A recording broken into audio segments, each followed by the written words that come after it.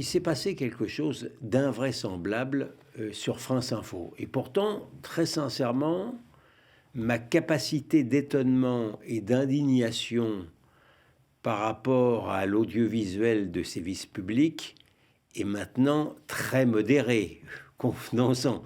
Mais là, très sincèrement, ils m'ont épaté.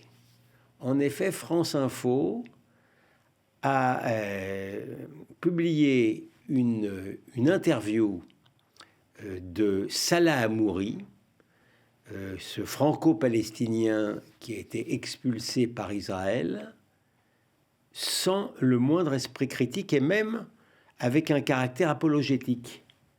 C'est-à-dire qu'on le présente en dehors même de diffuser sa pensée, on le présente avec faveur comme quelqu'un, je les cite, comme quelqu'un qui s'est battu pendant 10 ans pour la liberté en Palestine.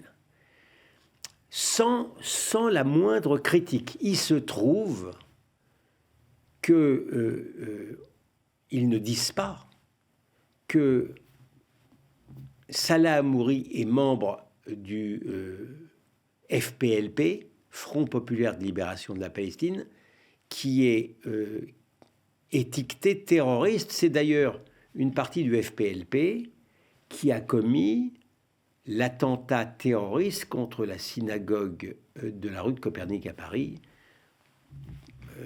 Dans cette affaire très modérément montrée par les médias, qui, c'est vrai, arrive 43 ans après les faits, c'est-à-dire dans un délai inhumain, dans laquelle je suis partie civile.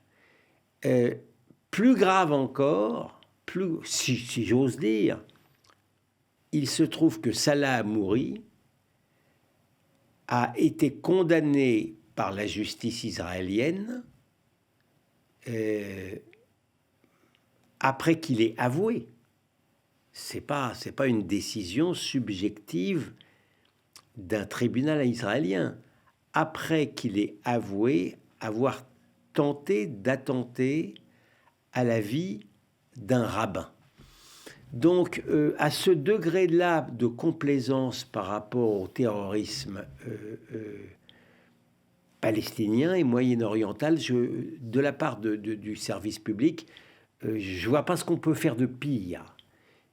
Si peut-être, la chaîne France 24, qui, je vous l'ai dit et répété, a été obligée de sanctionner, avec mesure, mais sanctionner quand même, des journalistes arabophones qui aiment bien Hitler, qui apprécient Hitler lorsque, par exemple, il fait un barbecue de juifs.